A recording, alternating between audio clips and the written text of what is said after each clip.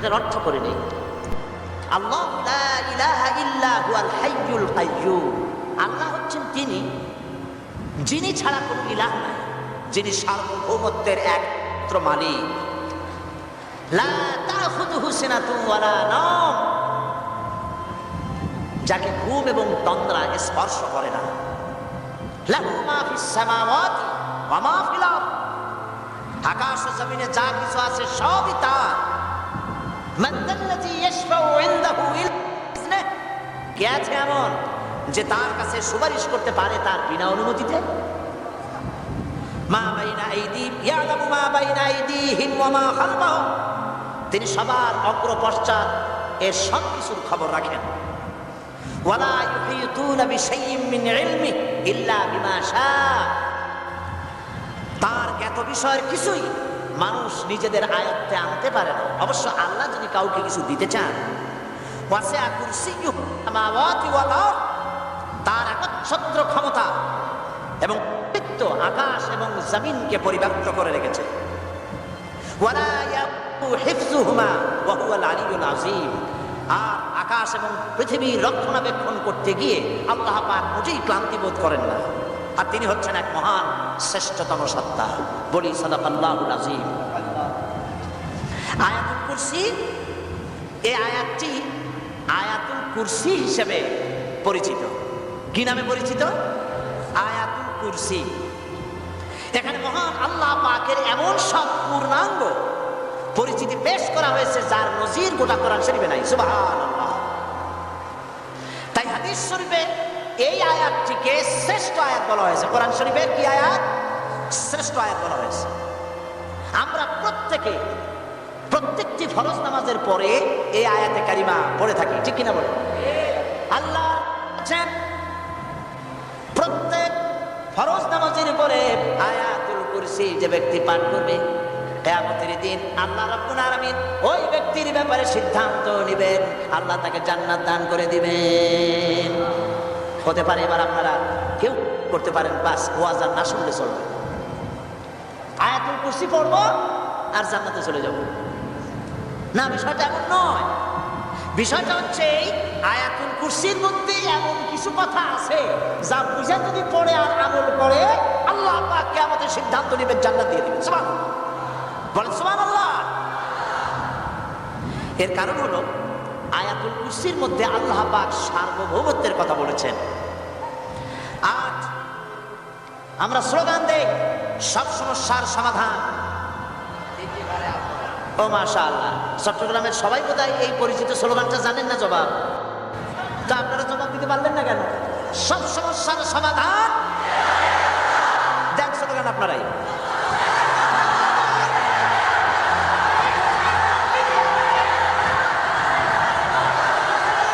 এটা শুধু স্লোগান নয়, সব সমস্যার সমাধান দিতে পারে আল কোরআন। এটা শুধু স্লোগান নয়, এটাই বাস্তবতা, এটাই বাস্তব সত্য।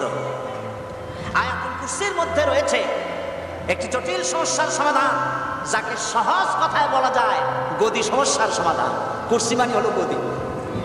আজকাল গদি নিয়ে কি হচ্ছে টের পাচ্ছে না ভাই? এই গদি নিয়ে টানাটানি হচ্ছে পৃথিবীর সর্বত্র। সার্বভৌমত্বের মালিক কে হবে?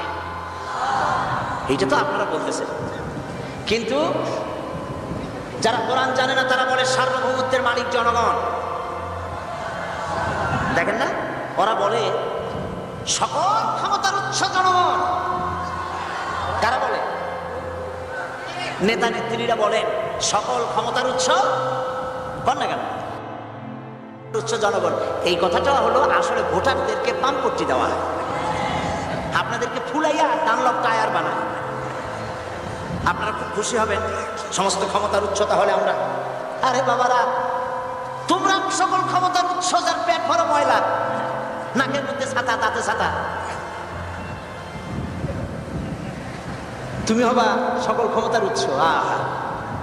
ক্ষমতার ঠেলায় একটা সাপ দেখলে ভয়তে সিট হয়ে বড়, সাইকেলের টায়ার বাস্ট হইলে হাট ফেল করে।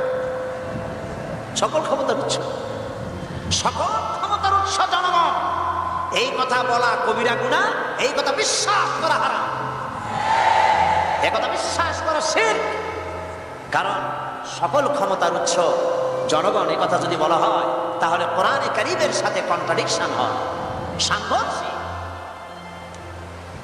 আল্লাহ পাক কি বলেছেন? আল্লাহ পাক বলেছেন আন্নাল কুওয়াতা লিল্লাহি জামিআ। বলেন আন্নাল কুওয়াতা লিল্লাহি জামিআ। আমার আল্লাহ রাব্বুল আলামিন বলেন, জেনে রাখো নিঃসন্দেহে সকল ক্ষমতার উৎস কেবলমাত্র আল্লাহ রাব্বুল আলামিন। সকল ক্ষমতার উৎস কে? জোরে বলেন আল্লাহ, আল্লাহ, আল্লাহ। তিনি একমাত্র সকল ক্ষমতার উৎস। কোরআন আয়াতুল কুরসি আল্লাহ কোরআনে নাযিল করে সার্বভৌমত্বের মালিককে হবে সমস্যার সমাধান করে দিলেন। রাসূল করিম সাল্লাল্লাহু আলাইহি ওয়াসাল্লাম মানুষের সার্বভৌমত্ব খতম করে মদিনায় আল্লাহর সার্বভৌমত্ব কায়েম করে তিনি একটি রাষ্ট্র কায়েম করলেন। মদিনার রাষ্ট্রের সার্বভৌমত্বের মালিক কে ছিলেন? আল্লাহ। জোরে বলেন কে ছিলেন? আল্লাহ। মানুষ তখন দেখতে পেল খোদাই সার্বভৌমত্বের ভিত্তিতে যে রাষ্ট্র গঠন হয় সেই রাষ্ট্র মানবতার জন্য কত কল্যাণকর হয়। সুবহানাল্লাহ বিহামদিহি। আয়াতুল কুরসিতে বলা হলো যে সার্বভৌমত্বের মালিক এই ক্ষমতাটাকে আরবিতে বলা হয় উলুহিয়া। এই ক্ষমতাকে সার্বভৌমত্বের ক্ষমতাটাকে আরবিতে কি বলা হয়? উলুহিয়া। আর যার হাতে এই ক্ষমতাটা থাকে তাহলে বলে ইলাহ, তাকে কি বলা হয়? আল্লাহ রাব্বুল আলামিন আয়াতুল কুরসির শুরুতে এই কথাটাই বলে দিলেন, আল্লাহু লা ইলাহা ইল্লা হুয়াল হাইয়ুল কাইয়্যুম। আল্লাহ হচ্ছেন তিনি যিনি ছাড়া কোনো ইলাহ নাই। তার মানে হলো সার্বভৌমত্বের একচ্ছত্র মালিকানা কার হাতে? চিৎকার দিয়ে বলুন, আল্লাহ রাব্বুল আলামিনের হাতে। সার্বভৌমত্বের এই ক্ষমতা হস্তান্তরযোগ্য নয়। আর সার্বভৌমত্বের মালিক যিনি হবেন তার শুরু থাকবে না, শেষও থাকবে না। এই কোয়ালিটি কার মধ্যে আছে? আল্লাহ পাক। আল্লাহ পাক বললেন তিনি হচ্ছেন আল হাই আল কাইয়্যুম। তিনি হাইয়্যু, তিনি কাইয়্যুম। তিনি শাশ্বত, তিনি জাগ্রত, তিনি চিরস্থায়ী, যার শুরুও নাই, যার শেষও নাই। সুবহানাল্লাহ বিহামদিহি। এই সার্বভৌমত্বের মালিকানা নিয়ে যারা বসে আছে, যে কোনো মুহূর্তে তার হাত থেকে ক্ষমতা ছিনতাই হয়ে যেতে পারে, পারে কিনা? আর ঘুমায় থাকলে, সার্বভৌমত্বের মালিক দাবি করে যদি ঘুমায় থাকে, ততক্ষণ ভারপ্রাপ্ত বানাবে কারে? এই জন্য সার্বভৌমত্বের মালিক হচ্ছেন আল্লাহ পাক, যাকে ঘুম এবং তন্দ্রা স্পর্শ করে না। সার্বভৌমত্বের মালিকের কোয়ালিটি আল্লাহ পাক বলছেন লা তাখুযুহু সিনাতুন ওয়ালা নাওম। পড়েন সবাই, লা তাখুযুহু সিনাতুন ওয়ালা নাওম। তার ঘুমও নাই, তন্দ্রাও নাই। হযরত মূসা আলাইহিস সালাম আল্লাহ পাকের কাছে একবার প্রশ্ন তুলেছেন, আল্লাহ পাক তুমি নাকি? আল্লাহ বলেন তুমি বিশ্বাস করো না? মূসা আলাইহিস সালাম বলছেন অবশ্যই বিশ্বাস করি। আল্লাহ পাক বললেন বিশ্বাস যদি করো তাহলে বুঝানো যাবে। হযরত ইব্রাহিম আলাইহিস সালাম বলেছিলেন আল্লাহ পাকের কাছে, কাইফা রব্বি আরিনি কাইফা তুহিল মাউতা। হে রব, তুমি আমারে দেখাও কেমনে তুমি মৃত্যুকে জিন্দাকে মৃত্যু করো, মৃত্যুকে জিন্দা করো, একটু দেখাও। আল্লাহ পাক বললেন আওয়ালাম তুবে, বিশ্বাস করো না? ইব্রাহিম আলাইহিস সালাম সঙ্গে সঙ্গে বললেন বালা। নাম বললেন, বালা মানেও হ্যাঁ, নাম মানেও হ্যাঁ, কিন্তু একটু বেশ কম আছে। তিনি নাম না বলে বালা বললেন। নামের অর্থ হলো হ্যাঁ, আর নাম বালার অর্থ হচ্ছে কেন নয়, অবশ্যই বিশ্বাস করি। ওয়ালাকিন লিয়াতমাইন্না কালবি। তবে আল্লাহ তুমি যদি চোখে দেখাও একটু, তাহলে এগুলি একটুখানি লিয়াতমাইন্না কালবি, আমার অন্তরাত্মা প্রশান্তি লাভ করবে যদি চোখে দেখতে পারি। আল্লাহ বলেন তাহলে তোমার দেখাবো। আল্লাহ দেখাইলেন। মূসা আলাইহিস সালাম যখন বললেন যে আল্লাহ পাক আর মৃত্যুকে চিন্তা করো কেমনে? তুমি ঘুমায় থাকো, না ঘুমায় পারো কেমনে? তোমার নাকি ঘুম নাই, তন্দ্রা নাই। আল্লাহ পাক বলেন বিশ্বাস করো বলে আমি বিশ্বাস করি। তো ঠিক আছে তাহলে তোমার দেখাই। বললেন এক গ্লাস পানি নিয়ে আসো। এক গ্লাস পানি নিয়ে এসে দাঁড়িয়ে থাকো। আল্লাহ পাক মূসা আলাইহিস সালামকে বললেন এক গ্লাস পানি নিয়ে দাঁড়াও। আর ঘুমকে আল্লাহ পাক বললেন মূসারে ধরো। মূসা আলাইহিস সালাম নিদ্রাচ্ছন্ন হলেন, তন্দ্রা এসে গেল, হাত শিথিল হয়ে হাতের থেকে পানি ভর্তি গ্লাস পড়ে ভেঙে চুরমার হয়ে গেল। মুসা আলাইহিস সালাম ভয় পেয়ে গেলেন। আল্লাহ রাব্বুল আলামিন বলেন, ভয় পাওয়ার কোনো কারণ নাই, তোমার প্রশ্নের জবাব আমি এভাবেই দিলাম। এক গ্লাস পানি নিয়ে কয়েক মিনিট দাঁড়াইতে পারো নাই, ঘুমের সঙ্গে সঙ্গে গ্লাস পড়ে ভেঙে গেল। তামাম আকাশ আর জমিন, গোটা সৃষ্টি জগৎ তোমার আল্লাহ পাকের হাতের মুঠার মধ্যে রয়েছে। আল্লাহ যদি ঘুমায় যায় সব শেষ হয়ে যাবে।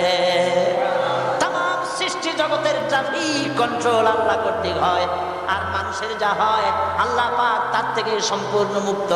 আল্লাহ পাকের ঘুম নাই, তন্দ্রাও নাই। লা তাখুযুহু সিনাতু ওয়ালা নাওম, ঘুমও নাই, তন্দ্রাও নাই। আল্লাহ পাক সমস্ত রকমের মানবীয় কোয়ালিটি থেকে, গুণ থেকে মুক্ত, মুবাররা, পবিত্র। আল্লাহ রাব্বুল আলামিন সার্বভৌমত্বের এক অচ্ছত্র মালিক হচ্ছেন আল্লাহ পাক। তিনি ছাড়া কোনো ইলাহ নাই। তিনি পরিষ্কার করে বলছেন, আল্লাহু লা ইলাহা ইল্লা হুয়াল হাইয়ুল কাইয়্যুম। সবাই পড়েন, আল্লাহু লা ইলাহা ইল্লা হুয়াল হাইয়ুল কাইয়্যুম। আল্লাহ হচ্ছেন সার্বভৌমত্বের মালিক, তিনি ছাড়া কোনো ইলাহ নাই। এমন একটি আয়াত তাফসীরের জন্য আল্লাহ এনে দিয়েছেন, যেই আয়াতটি বুঝতে পড়ে দুনিয়াও শান্তি, আখিরাতেও শান্তি। গতি সমস্যার সমাধান হবে, সব সমস্যার সমাধান হবে। আয়াতুল কুরসি এমন আয়াত যা তেলাওয়াত করলে, বুঝলে, আমল করলে কিয়ামতের দিন আল্লাহ পাক তার সম্পর্কে সিদ্ধান্ত নেবেন, জান্নাত দিয়ে দেবেন। সুবহানাল্লাহ। আউযু বিল্লাহি মিনাশ শাইতানির রাজিম। বিসমিল্লাহির রাহমানির রহিম। প্রত্যেক অক্ষরে অক্ষরে 10-10 করে নেকি এখন আমাদের নামায় আমলে লেখা হচ্ছে। সুবহানাল্লাহ। গলা ছেড়ে দিয়ে সবাই পড়েন আমার সাথে, আল্লাহু লা ইলাহা ইল্লা হুয়াল হাইয়ুল কাইয়্যুম। লা তাখুযুহু সিনাতুন ওয়ালা নাওম। লাহু মা ফিস সামাওয়াতি ওয়া মা ফিল আরদ। মান যাল্লাযী ইয়াশফা'ু 'ইনদাহু ইল্লা বিইذনিহি। ইয়া'লামু মা বাইনা আইদিহিম ওয়া মা খালফাহুম ওয়া লা ইউহীতুনা বিশাইইন মিন ইলমিহি ইল্লা বিমা শাআ। ওয়াসি'a কুরসিয়্যুহুস সামাওয়াতি ওয়াল আরদ ওয়া লা ইয়াউদুহু হিফযুহুমা ওয়া হুয়াল আলিয়্যুল আযীম। সাদাকাল্লাহুল আযীম। আয়াতুল কুরসি হচ্ছে কোরআন শরীফের সর্বশ্রেষ্ঠ আয়াত। সুবহানাল্লাহ। রাসূল বলেছেন আয়াতুল কুরসি হচ্ছে কোরআনে কারীমের সর্বশ্রেষ্ঠ আয়াত। এবং আল্লাহ পাকের তাওহীদের ব্যাপারে, সার্বভৌমত্বের ব্যাপারে এত বিস্তারিত অল্পের মধ্যে আর অন্য কোন আয়াতের মধ্যে এভাবে আসে নাই। এই জন্য আয়াতুল কুরসি এত মর্যাদা। কালকে আরো একটা হাদিস শোনাইছিলাম, বোধহয় নিশ্চয়ই আপনাদের মনে আছে। প্রত্যেক ফরজ নামাজের পরে আয়াতুল কুরসি যে একবার পড়বে, তেলাওয়াত করবে, কিয়ামতের দিন আল্লাহ পাক তার সম্পর্কে সিদ্ধান্ত নেবেন, তাকে জান্নাত দিয়ে দেবেন। সুবহানাল্লাহ কইতে ইচ্ছে করলো না? আলহামদুলিল্লাহ বলবেন না? তার অর্থ হলো এই আয়াতুল কুরসি যদি মানুষ পড়ে আর বোঝে, আর ওই অনুযায়ী যদি আকীদা তৈরি হয়, জীবন তৈরি হয়, তার জীবন জান্নাতের জন্য তৈরি হয়ে যায়। গতকাল আল্লাহ পাকের সার্বভৌমত্বের কথা আমরা আলোচনা করেছিলাম। আলোচনা করব আল্লাহ পাকের পরিচয়। আল্লাহ পাক তিনি কে? আমরা বলি আল্লাহ। আমরা কি বলি? বলেন সবাই, কি বলি? আমি অনেকবার আপনাদেরকে এই কথাটা বলেছি, বোধহয় নিশ্চয়ই মনে আছে। আল্লাহ এই উচ্চারণটা আমাদের অনেকের হয় না, কেউ বলে না আল্লাহ। আল্লাহ পাকের উচ্চারণটা হচ্ছে আল্লাহ পাকের নামকরণ হচ্ছে আল্লাহ। মুখটা একটু গোল হয়ে যাবে, বলেন আল্লাহ আল্লাহ। পৃথিবীতে বিভিন্ন জাতি তার স্রষ্টাকে, তারা যাকে স্রষ্টা মনে করে বিভিন্ন নামে ডাকে। কেউ বলে ভগবান, কেউ বলে ঈশ্বর, কেউ বলে পরমেশ্বর, কেউ বলে বিধাতা, কেউ বলে গড। বিভিন্ন লোকেরা এভাবে ডাকে। তো ভগবান বললে তার প্রতিশব্দে স্ত্রীলিঙ্গে কি আসে? বলে ভগবতী। ঈশ্বর বললে স্ত্রীলিঙ্গে কি আসে? ঈশ্বরী। বিধাতা বললে তার স্ত্রীলিঙ্গে কি আসে? বিধান। গড, এটা স্ত্রীলিঙ্গে আসলে কি হবে? তো প্রত্যেকটি তারা যে ভাষায় আল্লাহকে ডাকে, প্রত্যেকটি ভাষায় স্ত্রীলিঙ্গে একটি প্রতিশব্দ আসে। আল্লাহ এর স্ত্রীলিঙ্গে, এর প্রতিশব্দে আরেকটি শব্দ কি গোটা বিশ্ব খুঁজে পাওয়া যাবে? জোরে বলেন যাবে? যাবে না। এবং অন্যান্য নামগুলি সন্ধি বিচ্ছেদ করলে অর্থই হবে না। গড এটাকে যদি উল্টায় বলা হয় তাহলে কি হয়ে যাবে? এবার দেখুন, আল্লাহ এই নাম, আল্লাহর পরিচয় কি? যদি বলা হয় যে আল্লাহর পরিচয় কি, শুধু আল্লাহ দিয়ে আল্লাহকে চেনা যাবে, আল্লাহকে চেনা যাবে। আল্লাহ রাব্বুল আলামিন বলছেন আল্লাহু লা ইলাহা ইল্লা হুয়াল হাইয়ুল কাইয়্যুম। আল্লাহ হচ্ছেন তিনি যিনি ছাড়া কোনো ইলাহ নাই, মাবুদ নাই, উপাস্য নাই। সুবহানাল্লাহ। এখন আল্লাহর যদি প্রথম একটা অক্ষর আলিফ ছেড়ে দেওয়া হয় তাহলে থাকবে কি? লিল্লাহ। এই লিল্লাহ দিয়েও কেউ যদি আল্লাহর পরিচয় পেতে চায় তাহলে পেয়ে যাবে। আল্লাহ রাব্বুল আলামিন কোরআনে কারীমের ভিতরে শুধু লিল্লাহ দিয়েও আল্লাহকে চেনার ব্যবস্থা করেছেন। লিল্লাহি মা ফিস সামাওয়াতি ওয়া মা ফিল আরদ। আকাশ এবং জমিনের সার্বভৌমত্বের একচ্ছত্র মালিকানা কার? আল্লাহ পাকের। এখন লিল্লাহ থেকে একটা লাম ছেড়ে দেন, কি থাকবে? লাহু। এই লাহু দিয়েও আল্লাহর পরিচয় পাওয়া যাবে, যাবে না? কোরআন বলছে লাহু মাকালিদুস সামাওয়াতি ওয়াল আরদি ইউবসিতুর রিজকা লিমান ইয়াশা। আকাশ এবং জমিনের রিজকের চাবিকাঠি আল্লাহ পাকের কাছে, যারে খুশি তিনি পর্যাপ্ত রিজেক তিনি দান করেন। সুবহানাল্লাহ। এবার লাহুর লাম ছেড়ে দেন, থাকবে কি? একটা অক্ষর। এই একটি অক্ষর দিয়ে আল্লাহ পাকের চেনা যাবে।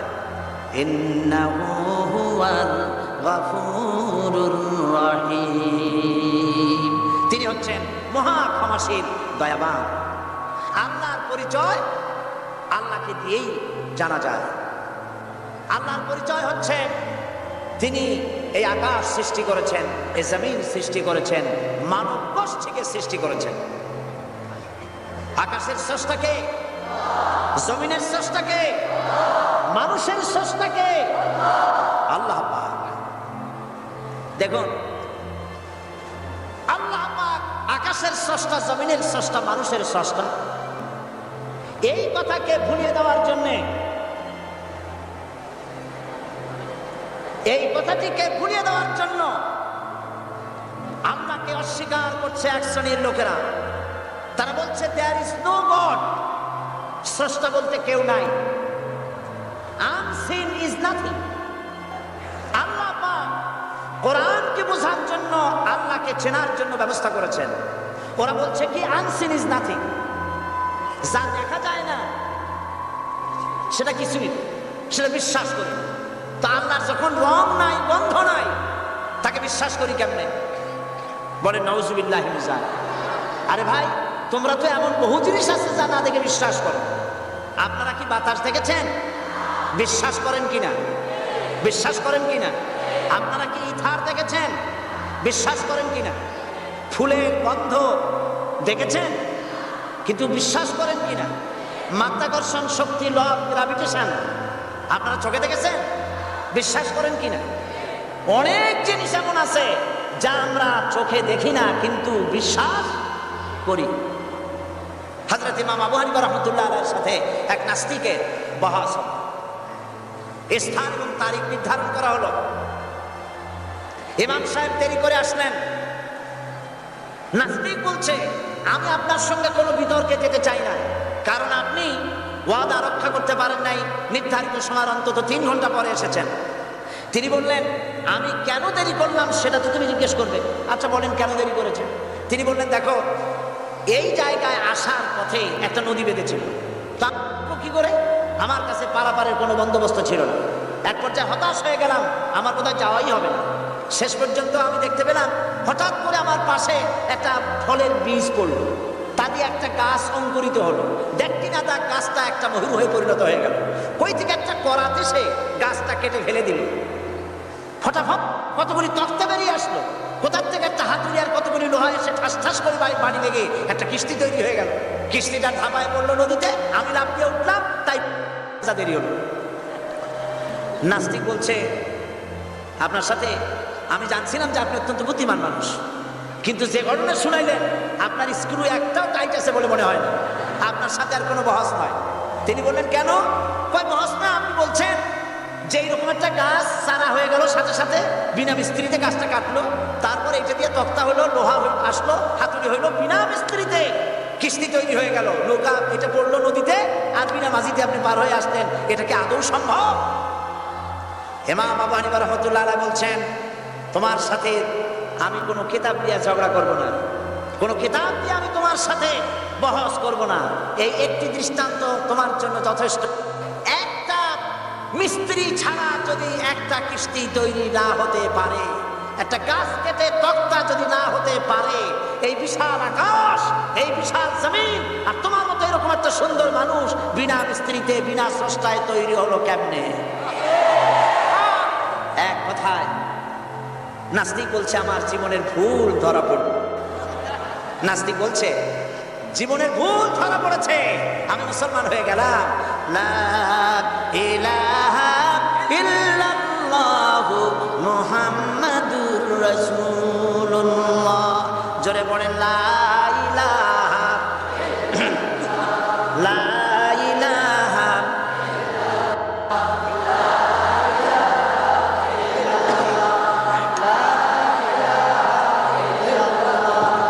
লা ইলাহা ইল্লাল্লাহু মুহাম্মাদুর রাসূলুল্লাহ।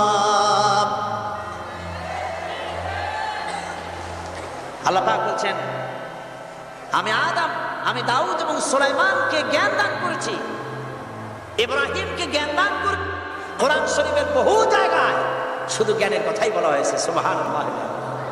সুতরাং বুদ্ধিজীবী, এই বুদ্ধিজীবীরা তারা আসল জ্ঞানটা নাই। আসল জ্ঞান কোনটা? বলেন কোনটা? ডক্টর শহীদুল্লাহ মরহুম, আমি অনেকবার বলেছি তার কথা, তাকে জান্নাতুল ফেরদাউস নসিব করুন, বলেন আমিন। ডক্টর শহীদুল্লাহ মরহুম বলতেন তার লোকদেরকে যে তোমরা বিদেশ থেকে অনেক ডিগ্রি নামের আগে আনতে পারো, তোমরা পণ্ডিত, একথা আমি স্বীকার করি, কিন্তু কোরআন শরীফের জ্ঞান যদি না থাকে তাহলে পণ্ডিতের আগে আর একটা শব্দ বসবে, মূর্খ পণ্ডিত। কোরআনের জ্ঞান পাণ্ডিত্যকে পরিপূর্ণ করে দেয়, কারণ ওয়ামা উতীতুম মিনাল ইলমি ইল্লা কালিলা। সুবহানাল্লাহ। আল্লাহ পাক বলছেন, তোমাদেরকে সামান্যতম জ্ঞান দান করেছি। কতটুকু জ্ঞান? কতটুকু? সামান্যতম জ্ঞান দান করেছি। সুতরাং আল্লাহ পাক কোরআনের মধ্যে তার নিজের পরিচয় ছোট্ট একটি সূরার মধ্যে ব্যাপক আকারে বলে দিয়েছেন। কি? কুল হুয়াল্লাহু আহাদ। সবাই পড়েন আমার সাথে, কুল হুয়াল্লাহু আহাদ আল্লাহুস সামাদ লাম ইয়ালিদ ওয়া লাম ইউলাদ ওয়া লাম ইয়াকুল লাহু কুফুয়ান আহাদ।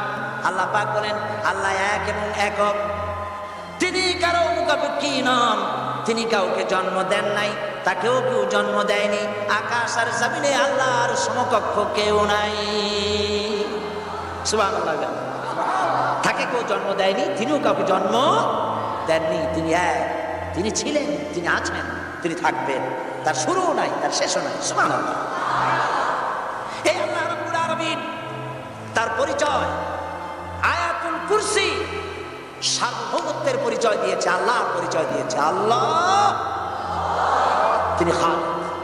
মানব সৃষ্টি এবং পৃথিবীর সৃষ্টি ইতিহাস ঘাটলে মানুষের যদি কিসমত ভালো থাকে তাহলে আল্লাহর সান্নিধ্য, আল্লাহর অস্তিত্ব সম্পর্কে জ্ঞান তাকে আল্লাহ পাক দান করে দেন। সুবহানাল্লাহ। পৃথিবীর সৃষ্টির ব্যাপারে বুদ্ধিজীবীরা কি বলছেন দেখুন। পৃথিবীর সৃষ্টির ব্যাপারে বিজ্ঞানীরা বলছেন যে এই পৃথিবী এরকম ছিল না। তো কিরকম ছিল? এইটা সূর্যের পাশ থেকে একটা উজ্জ্বল শক্তিশালী জ্যোতিষ্ক দারুণ ফোর্স নিয়ে যাচ্ছিল। সেই ফোর্স সহ্য করতে না পেরে সূর্যের একটি দুর্বলতম অংশ সূর্য থেকে ছিটকে মহাশূন্যে পড়ে গেল, আর ঘুরতে ঘুরতে এই পৃথিবীর অস্তিত্ব লাভ করল। বিজ্ঞানের এই কথা যদি বিশ্বাস করতে হয় তাহলে আমাকে বলতে হয় এখন তো মানুষেরা আর পৃথিবীতে ধরছে না, ঠিক কিনা? কথা বলছেন না? মানুষ পৃথিবীতে এখন ধরতেছে। বিভিন্ন দেশ খালি বলতেছে মানুষ কমাও, সন্তান কমাও, বিভিন্ন পদ্ধতি গ্রহণ করো, আর মানুষ বাড়ায়ও না। আল্লাহ পাক বলছেন আল্লাহু লা ইলাহা ইল্লা হুয়াল হাইয়ুল কাইয়্যুম। আল্লাহ হচ্ছেন তিনি, যিনি ছাড়া কোনো ইলাহ নাই। লা ইলাহা ইল্লা হু, তিনি ছাড়া কোনো ইলাহ নাই, সার্বভৌমত্বের মালিক কেউ নাই। এই যে লা ইলাহা, কোনো ইলাহ নাই, আমরা কালেমার মধ্যে এই কথাটা বলি। আমাদের কালেমায়ে তাইয়্যিবা আমরা কি উচ্চারণ করি? লা ইলাহা ইল্লাল্লাহু মুহাম্মাদুর রাসূলুল্লাহ। জোরে পড়েন লা ইলাহা ইল্লাল্লাহ, লা ইলাহা ইল্লাল্লাহু মুহাম্মাদুর রাসূলুল্লাহ। লা ইলাহা, কোনো ইলাহ নাই। এই দাওয়াত দিয়েছেন দুনিয়ার সমস্ত পয়গম্বর। এটা কি শুধু রাসূলুল্লাহর দাওয়াত ছিল? সমস্ত নবীদের স্লোগান ছিল একটা। সমস্ত নবীদের স্লোগান ছিল কয়টা? সবাই বলুন, কি সেই স্লোগান? লা ইলাহা ইল্লাল্লাহ। কোরআন শরীফের ভিতরে ইলাহ শব্দ 147 বার এসেছে। লা ইলাহার অর্থ যদি এই হয় কোনো উপাস্য নাই আল্লাহ ছাড়া, কোনো মাবুদ নাই আল্লাহ ছাড়া, মুহাম্মদ সাল্লাল্লাহু আলাইহি ওয়াসাল্লাম আল্লাহর প্রেরিত রাসূল, তাহলে তো এত ঝঞ্ঝাট হওয়ার কথা ছিল না। আপনারা বলেন, নবীরা যখনই এই দাওয়াত দিয়েছেন লা ইলাহা ইল্লাল্লাহ, তখন সংঘর্ষ হয়েছে কিনা? হয়েছে কিনা? বাধা আসছে কিনা? তাহলে এই কথাটা কি যার কারণে এরকমের বাধা আসে? লা ইলাহা ইল্লাল্লাহ, এর চাইতে বিপ্লবাত্মক, এর চাইতে রিভলিউশন সৃষ্টিকারী কথা আল্লাহর আকাশের নিচে জমিনের উপরে আর একটাও হতে পারে না। লা ইলাহা ইল্লাল্লাহ। ইলাহ শব্দের অর্থ শুধু উপাস্য আর মাবুদ নয়। ইলাহ শব্দের অর্থ হচ্ছে আইনদাতা, ইলাহ শব্দের অর্থ হচ্ছে শাসনকর্তা, ইলাহ শব্দের অর্থ হচ্ছে বিধানদাতা। তো লা ইলাহা যখন একটি লোক ঘোষণা করে তার অর্থ দাঁড়ায় কোনো আইনদাতা নাই, বিধানদাতা নাই, শাসনকর্তা নাই, কারো আইন মানি না, বিধান মানি না, শাসন মানি না, আল্লাহ ছাড়া। কে ছাড়া? আল্লাহ ছাড়া। এই কালেমার দাওয়াত যখন পয়গম্বরেরা দিয়েছেন তখন 3 শ্রেণীর লোকেরা বাধা দিয়েছে। বলেন কয় শ্রেণী? সবাই বলেন। 3 শ্রেণীর লোকেরা বাধা দিয়েছে। লক্ষ্য করুন। 1 নম্বরে বাধা দিয়েছে রাষ্ট্র শক্তি। 1 নম্বরে বাধা দিল কারা? 2 নম্বরে বাধা দিয়েছে ধনাঢ্য ব্যক্তিবর্গ।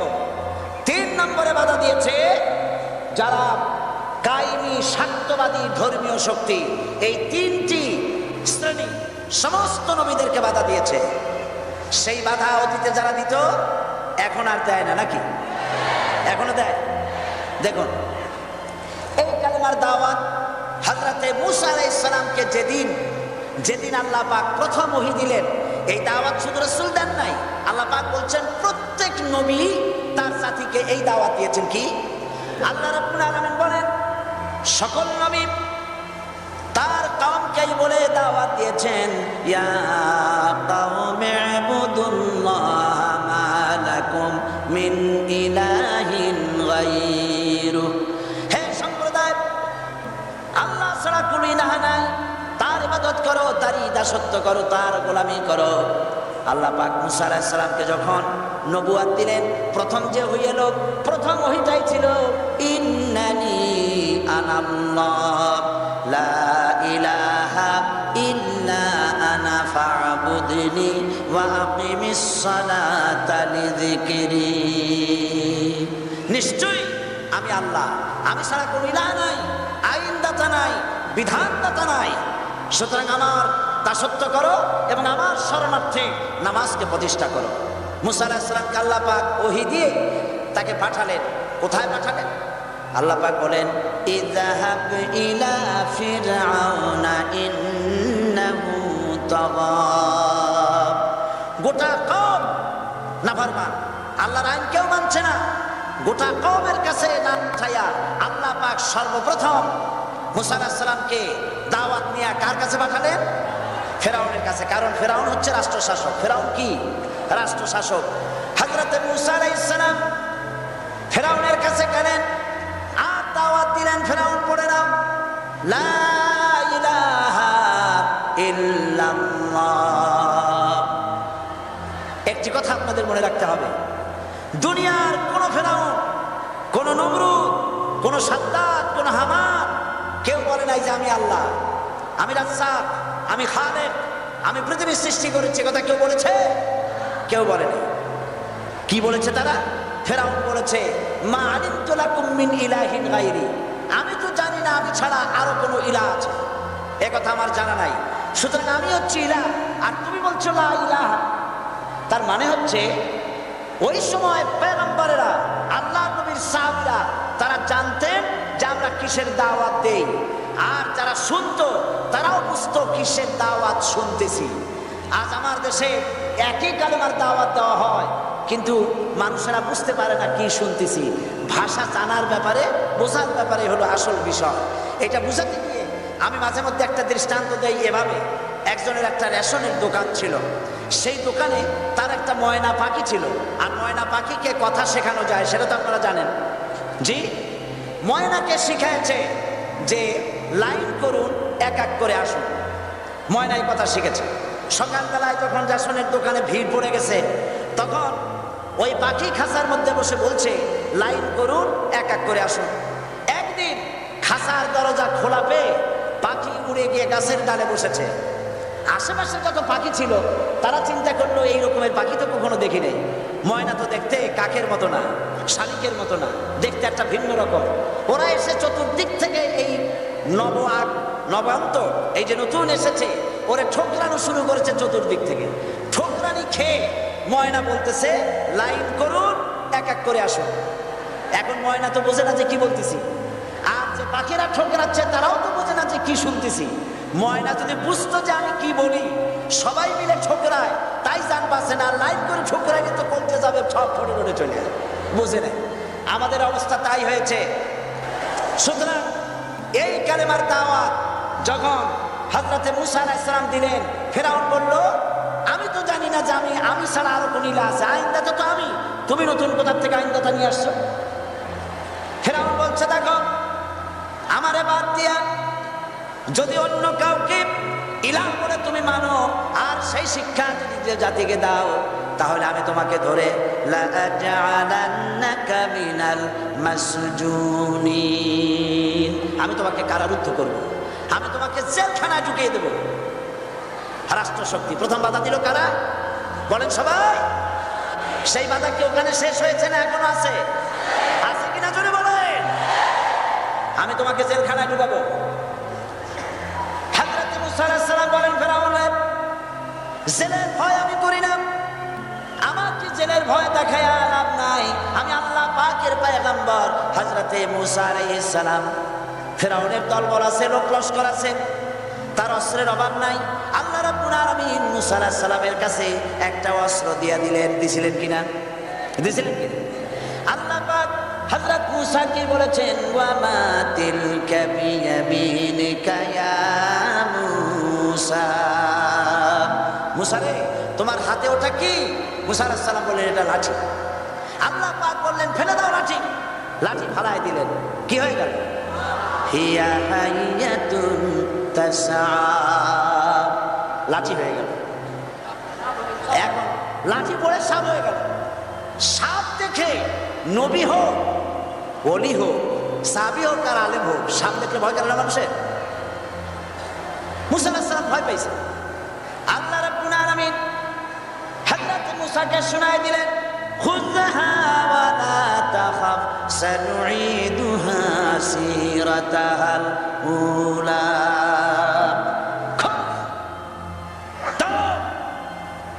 লা তাখাফ, ভয় পেও না। আল্লাহ বলছেন ধরো, ভয় পেও না। ধরার সঙ্গে সঙ্গে স্বাভাবিক অবস্থায় ফিরে আসবে, আবার লাঠি হয়ে যাবে। এখন আল্লাহ বলছেন ধরো। মূসা আলাইহিস সালাম কি ভয় পাওয়া উচিত হবে? উচিত হবে? মূসা আলাইহিস সালাম কি ভয় পাইছিলেন? কারণ হচ্ছে দুশমনের শক্তিটা খুব বড়ই দেখা যায়, মনে হয় যেন অনেক বড়, কি জানি কি। আল্লাহ পাক বলছেন, ইন্না কাইদা শায়তানে কানা দাঈফা। শয়তানের চক্রান্ত যতই তুমি মনে করো অনেক ষড়যন্ত্রের জাল বিস্তার হয়ে আছে, আল্লাহ কয় কিছুই না, দাঈফা, অত্যন্ত দুর্বল। আল্লাহ পাক বললেন ধরো। মূসা আলাইহিস সালাম সাপ ধরলেন, সঙ্গে সঙ্গে লাঠি হয়ে গেল। ফেরাউন বরদাস্ত করলো না। রাষ্ট্রশক্তির পক্ষ থেকে আক্রমণ শুরু হলো। অপরাধ কি? মূসা আলাইহিস সালামের অপরাধ কি? কি অপরাধ? মাশাআল্লাহ, বুঝতে পেরেছেন। অপরাধ হচ্ছে তিনি বলেছেন লা ইলাহা, জোরে বলেন লা ইলাহা ইল্লাল্লাহ। এই কালেমাকে আজ আমরা ভিক্ষার বুলি বানাইছি। এটা হলো সার্বভৌমত্বের বুলি, এটা হচ্ছে আল্লাহ পাকের সার্বভৌমত্বের কথা। আজ আমরা মানুষের কাছে আমরা শুনি, মানুষেরা ভিক্ষা চায়, লা ইলাহা ইল্লাল্লাহ, এক মুঠ চাউল দেন, লা ইলাহা ইল্লাল্লাহ 10 খান পাই দেন। এই হচ্ছে কালেমার জিকির। আবার কেউ কেউ জিকির করতেছে লা ইলাহা আস্তে, ইল্লাল্লাহ জোরে, এমন জোরে কলব সাফ করে, কলব তাতে থাকলেও পারে গেলেও পারে। এই কালেমার জাত, এর আঘাত পয়গম্বররা মেরেছেন। হযরত মূসা আলাইহিস সালাম যখন বলেছেন লা ইলাহা ইল্লাল্লাহ, এই ধাক্কা ফেরাউন বরদাস্ত করতে পারে নাই। দরিয়ায় নীলের ভিতরে আল্লাহ পাক ডুবাই শেষ করে দিয়েছেন, দেন নাই? হযরত মূসা আলাইহিস সালাম তার উম্মতেরা দরিয়ার পাশে বসে দ্বীনি কথাবার্তা বলতেছেন। এমন সময় ফেরাউন, তার শত্রু হচ্ছে মূসা আলাইহিস সালাম। শত্রু কেন? মূসা কি ফেরাউনের পাকা ধানে মই দিয়েছে নাকি? বলেন আপনারা, তার হালের গরু পিটায় মারছে নাকি? অপরাধ হলো তিনি আল্লাহর জমিনে আল্লাহর আইন প্রতিষ্ঠার কথা বলেছেন। এই শুধুমাত্র এই অপরাধে ফেরাউন তার তলবার নিয়ে 3 দিক থেকে আক্রমণ করেছে। মূসা আলাইহিস সালামের উম্মতেরা ভয় পেয়ে গেছেন। তারা বলছেন ইন্না লামুদরাকুন, আমরা পাকড়াও হয়ে গেছি। 3 দিকে সারাশি আক্রমণ, 3 দিকে শত্রু, একদিকে দরিয়া, পালাবার রাস্তা আছে? হযরত মূসা আলাইহিস সালাম ভয় পেয়ে গেলেন, সারেন্ডার করলেন না। হযরত মূসা আলাইহিস সালাম বললেন কাল্লা, কখনো নয়, ভয় পাওয়ার কোনো কারণ নাই। রব্বি সায়াহদিন, অবশ্যই আমার রব আমার জন্য রাস্তা করে দিবেন। ভয় পাইও না, আমার রব রাস্তা করে দিবেন।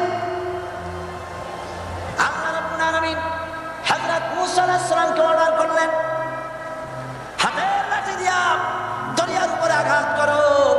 হযরত মূসা আলাইহিস সালাম দরিয়ার উপরে আঘাত করলেন।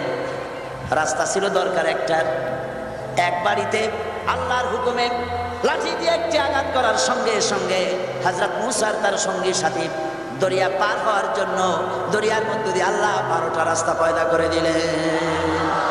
সে আল্লাহ আছে না নাই? এত আসতে বলুন কেন? ভয় পাওয়ার কারণ আছে? রাষ্ট্র শক্তি বাধা দিয়েছে সমস্ত নবীদেরকে। কেন নবীদের চরিত্র খারাপ?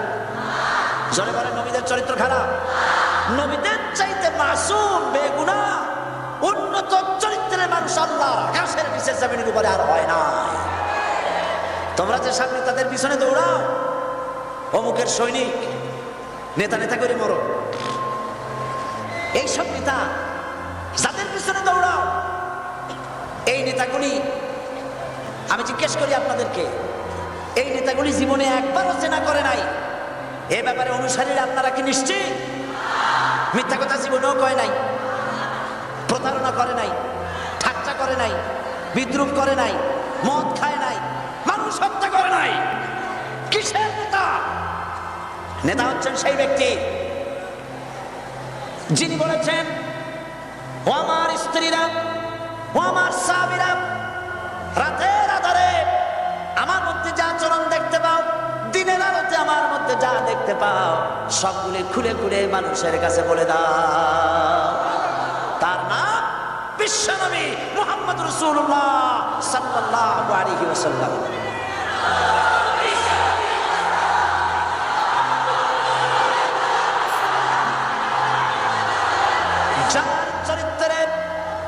যার চরিত্রের সার্টিফিকেট আল্লাহ রাব্বুল আলামিন নিজে দিচ্ছেন, ওয়া ইন্নাকা লাআলা খুলুকিন আযীম। নবী, উন্নত চরিত্রের উপরে আপনি প্রতিষ্ঠিত। সুবহানাল্লাহ। কে সার্টিফিকেট দিচ্ছেন? আযীম, আযীম। আরবিতে চওড়াকে বলা হয় আরিদ, গভীরতাকে বলা হয় আমিক। কত প্রশস্ত, যা মাপার কোনো ফিতা নাই, কত গভীর, যা মাপার কোনো যন্ত্র নাই, এইটাকে আরবিতে বলা হয় আযীম। সুবহানাল্লাহ বলতে ইচ্ছে করে না? ও নবী, তোমার চরিত্র এমন যা মাপার মতো যন্ত্র পৃথিবীতে নাই। লা ইলাহা ইল্লাল্লাহ। পড়েন সবাই, লা ইলাহা ইল্লাল্লাহ। আপনিও যদি নবীদের মতো সাহাবীদের মতো বুঝা এই কলেমার দাওয়াত দেন, বাধা আসবেই। বোঝাবুঝির ব্যাপার, বুঝতেই সামল। কত মাহফিল হয় বাংলাদেশে, হয় না? কোনো বাধা নাই, ঠিক কিনা? কত পূজা হয়, পার্বণ হয়, গান হয়, থিয়েটার হয়, গুণগান, বিভিন্ন গান হয়, কত কিছু হয়। কোনো বাধা আছে? তাফসীরের মাহফিলে বাধা। কারণ ওরা বুঝতে পেরেছে এ তাফসীরের মাহফিলে কাজীর গীত হয় না, এ তাফসীরের মাহফিলে আল্লাহর সার্বভৌমত্ব কায়েমের আন্দোলন চলে।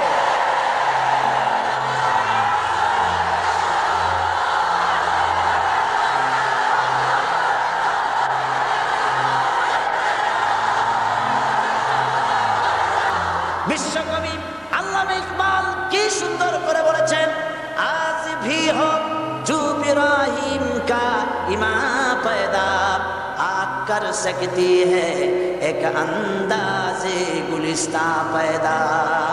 ইব্রাহিমের ঈমান যদি আজ কোথাও হয় বিদ্যমান, করতে পারেন অগ্নিকুণ্ডে খুবসুরত এক গুলিস্তান।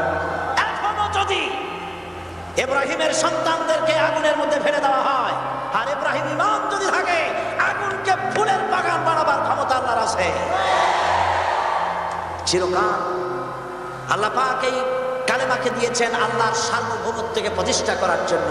আয়াতুল কুরসি শুধু পড়ে বুকে ফু দেওয়ার জন্য নয়। পড়েন আমার সাথে, আল্লাহু লা ইলাহা ইল্লা হুয়াল হাইয়ুল কাইয়্যুম।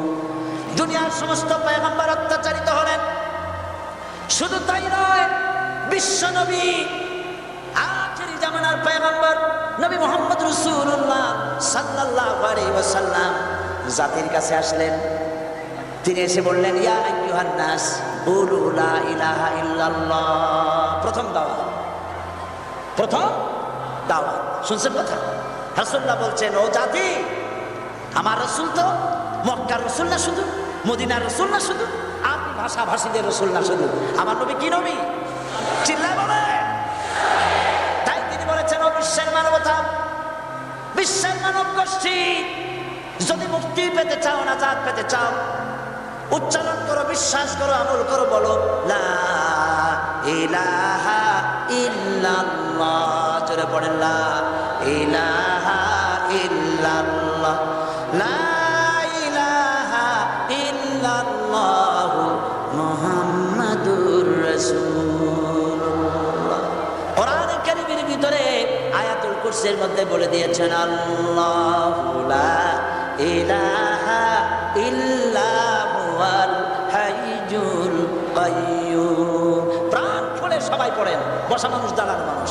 আল্লাহু লা ইলাহা ইল্লা হুয়াল হাইয়ুল কাইয়্যুম। আল্লাহ রাব্বুল আলামিন, তিনি ছাড়া কোনো ইলাহ নাই, তিনি সার্বভৌমত্বের মালিক কেউ নাই আল্লাহ ছাড়া।